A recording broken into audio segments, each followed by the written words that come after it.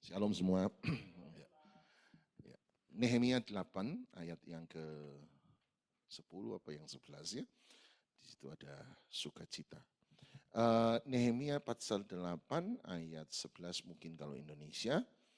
Nehemia pasal 8 ayat 11 berkata, lalu berkatalah dia kepada mereka, pergilah kamu, makanlah sedap-sedapan, dan minumlah minuman manis, dan kirimlah sebagian kepada mereka yang tidak tersedia apa-apa. Karena hari ini adalah kudus bagi Tuhan kita. Jangan kamu bersusah hati, sebab sukacita karena Tuhan itulah perlindunganmu. Amin. Yang akan saya garis bawahi hari ini adalah sukacita karena Tuhan itulah perlindunganmu. Bahasa Inggrisnya berkata, the joy of the Lord is my strength. Kesukaan dari Tuhan adalah kekuatanku. Bahasa Indonesia berkata, sukacita karena Tuhan itulah perlindunganku. Nah, sukacita adalah satu kata yang penting dalam Alkitab, sebab buat saya ini adalah kata yang memang luar biasa. Tapi ada banyak orang yang seringkali salah mengerti tentang sukacita. Seringkali sukacita dipahami sebagai sebuah kebahagiaan sementara, happiness. Derek Prince pernah berkata bahwa happiness dan joy, kebahagiaan dan sukacita adalah dua hal yang berbeda. Happiness berasal dari kata happen, apa yang terjadi, saya bisa berbahagia. Saya dikasih berkat lebih, saya berbahagia. Jadi kebahagiaan adalah sesuatu yang terjadi karena keadaan kita. Happiness happen. Apa yang terjadi pada saya itu membuat saya berbahagia. Saya punya keluarga, saya berbahagia. Saya dapat promosi, saya berbahagia. Tetapi dia berkata joy, sukacita itu tidak ditentukan oleh sebuah keadaan dan saya suka itu. Sebab joy bukan berasal dari kata happen, tetapi joy, sukacita bisa terjadi senantiasa seperti yang Paulus katakan. Tapi ada juga yang memahami joy, sukacita sebagai pleasure, kesukaan. Dan itu juga berbeda. Sukacita adalah satu kata yang memiliki arti lebih dalam daripada sekedar bahagia atau lebih daripada sekedar senang, pleasure. Nah, kalau begitu apa itu joy? Apa itu sukacita? Sebab Anda lihat salah satu tanda kerajaan sorga ketika Paulus berkata kerajaan sorga bukan soal makan dan minum. Kemudian berkata tetapi soal kebenaran, damai sejahtera dan sukacita yang dikerjakan oleh Roh Kudus. Berarti salah satu unsur, salah satu tanda dari kerajaan sorga adalah sukacita. Sama seperti damai sejahtera kita pelajari yang lalu adalah hasil dari pemerintahan Allah di muka bumi, maka sukacita pun sama. Adalah hasil dari pemerintahan Allah di muka bumi. Kalau begitu apa itu sukacita? Sukacita kita temukan adalah salah satu atribut dari buah roh. Ketika Paulus bicara tentang unsur-unsur buah roh, salah satu yang dia katakan adalah sukacita. Nah, kalau begitu sekali lagi, apa itu sukacita? Nah, buat saya sederhana, mari kita lihat beberapa poin penting tentang sukacita. Nomor satu, sukacita itu apa? Maka saya akan berkata sukacita adalah buah dari kasih karunia dan anugerah Tuhan. Sekali lagi, sukacita adalah buah dari kasih karunia dan anugerah Tuhan. Coba Anda pergi ke 2 Korintus pasal 8, 2 Korintus pasal 8, ayat yang pertama sampai ayat yang kedua. 2 Korintus 8 ayat 1 sampai 2. Yang menarik adalah ketika Paulus bicara tentang keadaan jemaat di Makedonia, salah satu jemaat yang sangat-sangat luar biasa, Paulus memberi pernyataan yang mengejutkan tentang keadaan jemaat di Makedonia. Dan ini yang Paulus katakan dalam 2 Korintus pasal 8 ayat 1 sampai ayat yang kedua. 2 Korintus 8 ayat 1 sampai 2, Paulus menggambarkan keadaan jemaat di Makedonia seperti ini. Dia berkata, saudara-saudara, kami hendak memberitahukan kepada kamu tentang kasih karunia yang dianugerahkan kepada jemaat-jemaat di Makedonia. Ayat 2 dia berkata, selagi satu dicobai dengan berat, dua dalam berbagai penderitaan, tiga sukacita mereka meluap, empat dan meskipun mereka sangat miskin, namun mereka kaya dalam kemurahan. Mari coba kita lihat ayat 2 sekali lagi. Lihat keadaan jemaat di Makedonia. Ada 4 hal atau 5 hal yang diterapkan oleh Paulus. Tapi mari kita lihat. Nomor 1 dia berkata selagi mereka nomor 1 dicobai dengan berat. Sama-sama bilang dicobai dengan berat. Nomor 2 dia berkata mereka ada dalam berbagai pencobaan. Sama-sama bilang berbagai pencobaan. Yang ketiga dia berkata sukacita mereka meluap. Sama-sama bilang sukacita meluap. Berkata yang keempat, meskipun mereka sangat miskin. Sama-sama bilang sangat miskin. Anda lihat dari 4 keadaan ini saja. Nomor 1, dicobai dengan berat. Nomor 2, ada dalam berbagai penderitaan. Nomor 3, sukacita meluap. Nomor 4, sangat miskin. Yang menariknya dari 4 keadaan yang dia coba presentasikan, pertanyaan saya, mana dari 4 keadaan ini yang seharusnya tidak ada di situ? Seharusnya tidak ada di situ. 1, dicobai dengan berat. 2, ada dalam berbagai penderitaan. 3, sukacita mereka meluap. Nomor 4, sangat miskin. Mana yang tidak harus ada di situ? Sukacita mereka meluap. Yang menariknya adalah sukacita di tengah-tengah berbagai penderitaan, di tengah-tengah dicobai dengan berat, di tengah-tengah keadaan yang sangat miskin. Sukacita itu ada di antara sesuatu yang seharusnya di mana justru dia tidak ada. Kalau saya suka bilang sukacita seperti teratai yang tumbuh di dalam lumpur. Sukacita seperti mawar yang tumbuh di antara onggokan sampah. Sukacita seperti sesuatu yang muncul secara berbeda di antara semua keadaan. Makanya tadi saya berkata, saya setuju dengan Derek Prince. Bahwa sukacita itu tidak pernah ditentukan oleh keadaan. Tidak pernah ditentukan oleh situasi. Dan salah satu yang tidak ditentukan oleh keadaan. Dia berkata, kenapa ada sukacita? Bagian terakhir dari ayat 2 berkata, namun mereka kaya dalam kemurahan. Bahkan ayat 1 sebenarnya dia berkata hasil dari sukacita. Maaf, sukacita adalah hasil atau buah dari kasih karunia yang dianugerahkan kepada jemaat-jemaat di Makedonia. Jadi dia berkata, lihatlah kasih karunia. Jadi mudah bagi kita untuk melihat kenapa sukacita bisa bertumbuh di tengah-tengah lumpur. Sukacita bisa bertumbuh di tengah-tengah keadaan yang sepertinya tidak menyenangkan. Jawabannya sebab selama masih ada kasih karunia Tuhan, sukacita itu selalu akan muncul. Sukacita adalah buah dari sebuah anugerah. Sukacita adalah buah dari sebuah anugerah.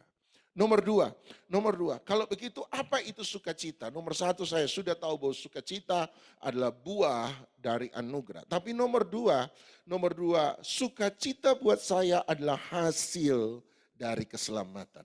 Sukacita bukan hanya buah dari anugerah, sama seperti jemaat Makedonia. Mereka mampu untuk punya sukacita sebab Alkitab berkata mereka dilimpahkan dengan kasih karunia. Dan karena mereka punya sukacita, mereka bisa memberi dalam segala kemurahan. Sebab kita yang menerima anugerah, kita juga harus menjadi saluran anugerah bagi orang lain. Tapi nomor 2 dia berkata sukacita adalah hasil dari keselamatan. Coba Anda pergi ke Mazmur pasal 51, maka Anda akan melihat sesuatu yang menarik. Mazmur 51 ayat yang ke-14. Mazmur 51 ayat yang ke-14. Mazmur 51 ayat 14. Mazmur 51 ayat 14 bilang sesuatu yang menarik, berkata begini. Mazmur 51:14, bangkitkanlah kembali padaku kegirangan karena selamat yang daripadamu, dan lengkapilah aku dengan roh yang rela. Ayat 14 sekali lagi, bangkitkanlah kembali padaku kegirangan atau sukacita, karena apa? Selamat yang daripadamu.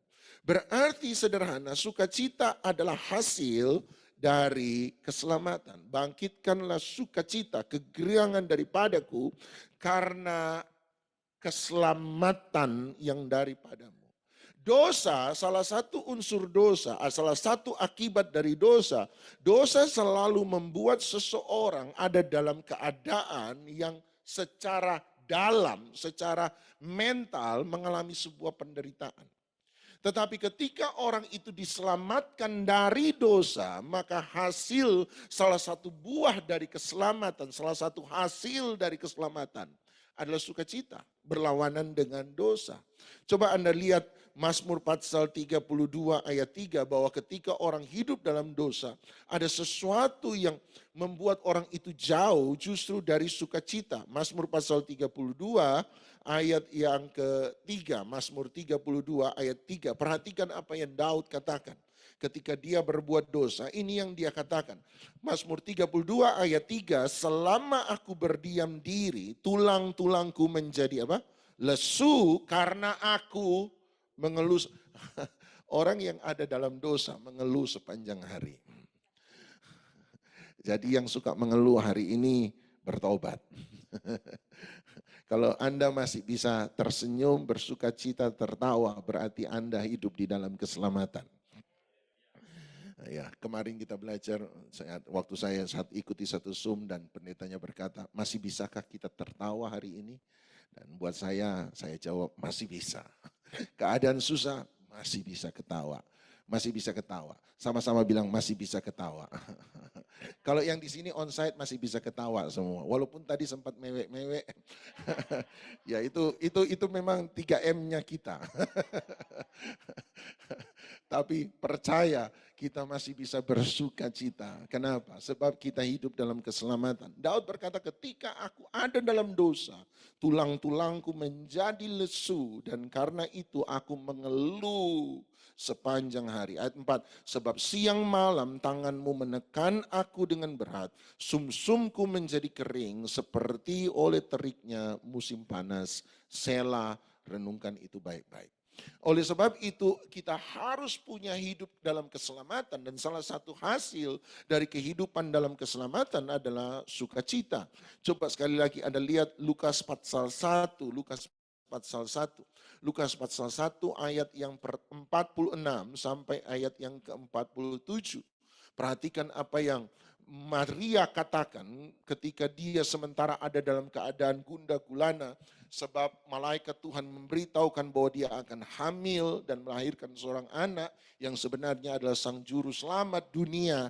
Dan Anda lihat bahwa dia belum menikah, seakan-akan berita malaikat bukan satu kabar yang baik, tetapi berita malaikat hari itu menjadi sesuatu yang sulit sebab dia belum punya suami.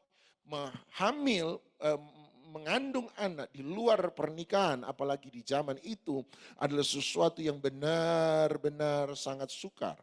Ada beberapa orang yang menafsirkan ketika Tuhan Yesus melawan ahli Taurat dan berkata, sesungguhnya bukan Abraham bapakmu, sesungguhnya setan adalah bapakmu. Kemudian mereka tanya kepada dia, kalau begitu kamu anaknya siapa? Anda lihat ada yang menafsirkan bahwa sebenarnya mereka tahu bahwa Yesus lahir dari seorang ibu yang hamil di luar pernikahan. Jadi ada satu rasa aib dan rasa malu yang besar hari itu. Tapi lihat apa yang Maria katakan di tengah-tengah keadaan yang sukar. Sekali lagi, seperti mawar yang tumbuh di tengah-tengah sampah. Seperti teratai yang tumbuh di tengah-tengah lumpur. Itu sukacita. Dan ini yang Maria katakan. Lalu kata Maria, jiwaku memuliakan Tuhan. Ayat 47 sama-sama. Dan hatiku bergembira. Karena apa? Allah juru selamatku. Dia bersuka cita, dia bergembira hanya karena satu alasan. Karena dia tahu Tuhan adalah keselamatannya dia, juru selamatku. Coba Anda lihat sekali lagi Lukas 19 ayat yang ke-6, Lukas 19 ayat yang ke-6, kisah tentang Sakeus. Lukas 19 ayat 6. Lukas 19 ayat 6. Lukas 19 ayat 6. Sakeus punya nama yang sangat bagus. Punya nama yang artinya sangat bagus, yaitu beruntung. Tetapi nggak ada yang selesai baptis pakai nama Sakeus. Nggak ada. Oh ada. Ada yang pakai nama Seki. Agak keren sedikit. Lukas 19 ayat 6. Nama siapa itu? Lukas 19 ayat 6. Lalu Sakeus segera turun dan sama-sama apa? Menerima Yesus dengan sukacita. Kata menerima Yesus adalah bahasa kita orang Kristen. Bahasa kita orang Kristen, apa arti menerima Yesus? Menerima keselamatan.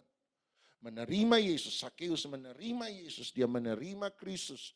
Terutama bukan hanya di rumahnya, tapi dalam hatinya dia menerima keselamatan yang dari Allah. Dan Alkitab berkata dengan sukacita. Jadi tanda keselamatan, hasil dari keselamatan adalah sukacita. Yang ketiga dan yang terakhir, kalau sudah bilang terakhir semua berkata haleluya.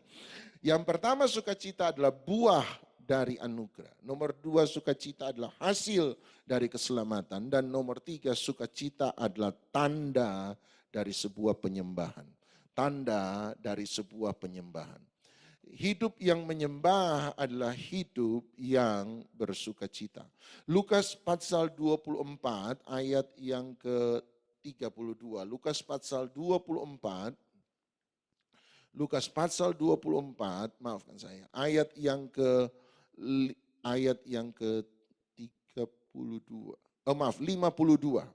Lukas pasal 24 ayat yang ke-52.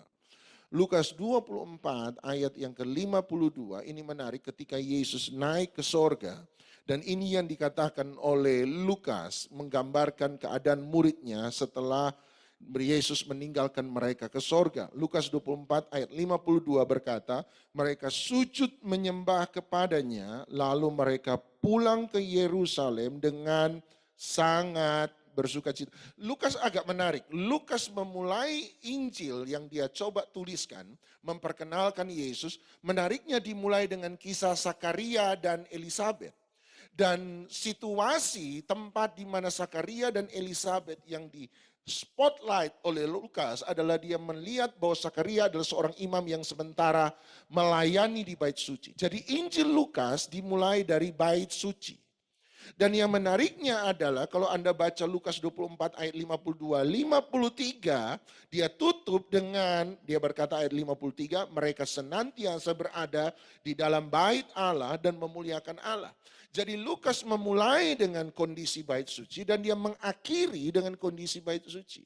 Dia memulai dengan satu hidup yang menyembah Tuhan dan dia akhiri dengan sebuah kehidupan yang menyembah Tuhan.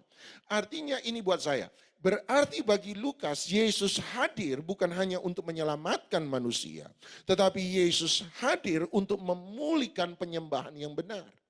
Sebab Lukas melihat pada sisi bait suci. Dan salah satu tanda dari sebuah kehidupan yang penuh dengan penyembahan, satu kehidupan yang penuh dengan dedikasi kepada Tuhan.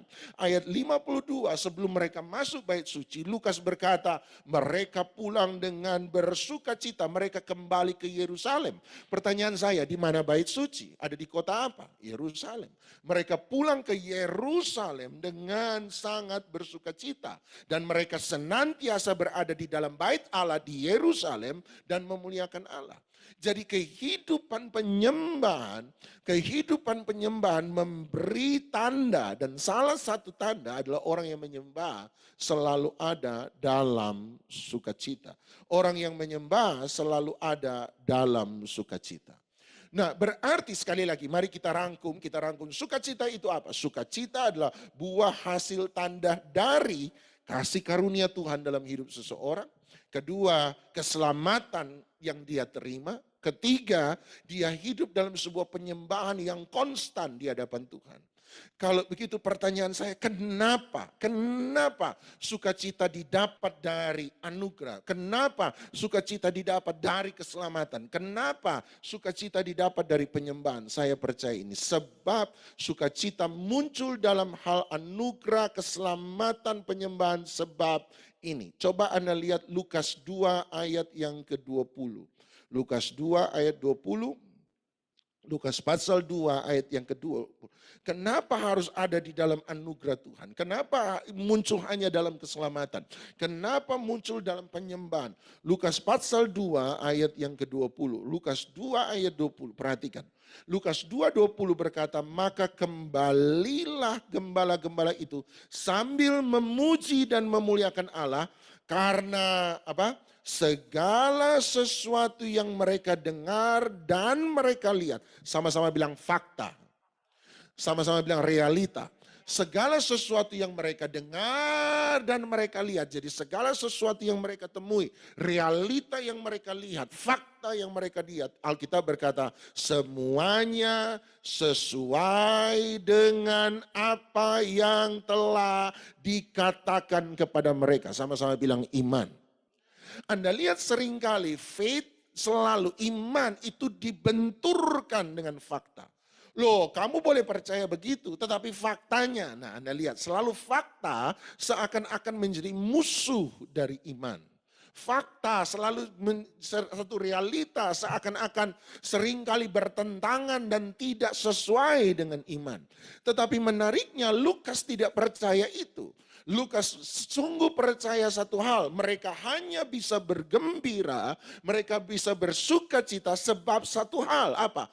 Apa yang mereka lihat, sama-sama bilang fakta, apa yang mereka dengar, sama-sama bilang fakta, sama-sama bilang realita, sama-sama bilang kenyataan. Menurut Lukas, mereka bisa bergembira karena kenyataan, fakta, realita selalu sama seperti yang mereka imani.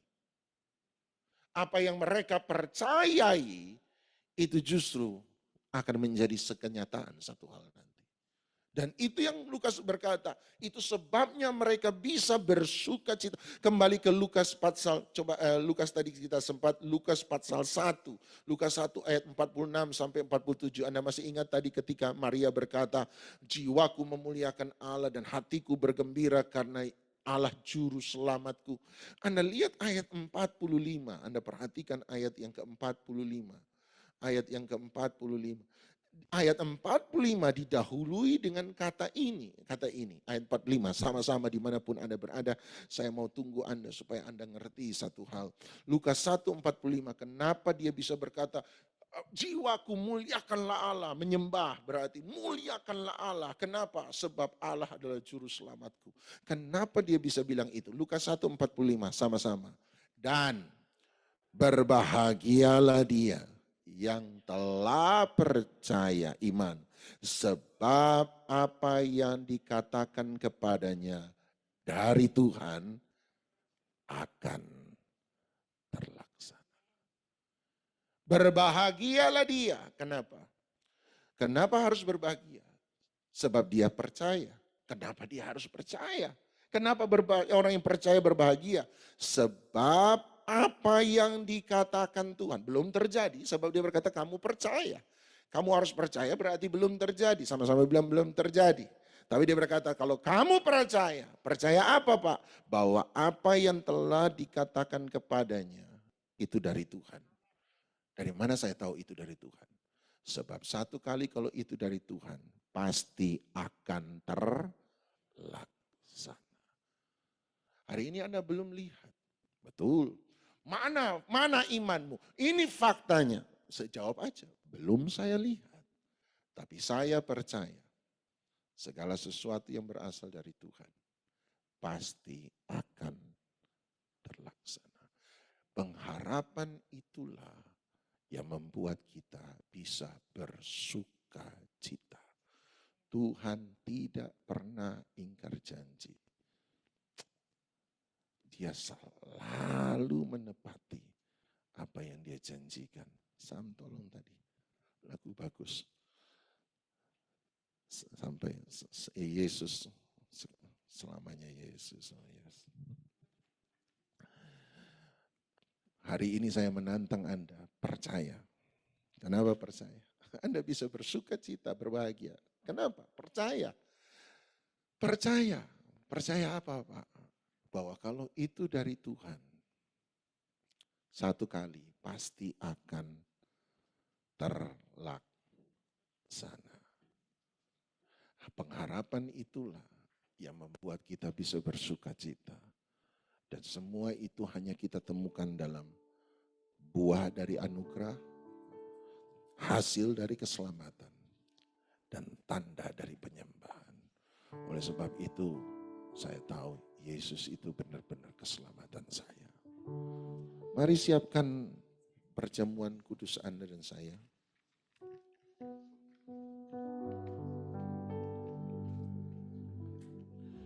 Saya tidak tahu apapun keadaan Anda, tapi saya cuma tahu firman Tuhan yang saya baca. Ketika itu menjadi rema bagi saya tahu satu hal. Kalau itu berbicara kepada saya, jadi rema bagi saya. Saya percaya bahwa kalau itu dari Tuhan, pasti akan terlaksana. Berbahagialah dia yang percaya, sebab apa yang dikatakan kepadanya dari Tuhan akan terlaksana.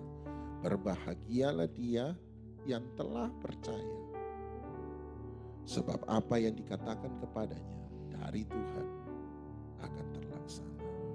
Sambil lagu ini dinyanyikan, Anda siapkan perjamuan Anda. Yesus selamanya. Yesus. Fokuskan dan arahkan mata iman Anda pada Dia. Tak akan hilang karena kasih-Nya. Karena kasih-Nya sekarang ku ada. Oh Yesus, ku cinta kau selamanya. Sekali Yesus, selamanya Yesus. Harapanku tak akan hilang karena kasih-Nya sekarang ku ada. Oh Yesus, ku cinta kau selamanya.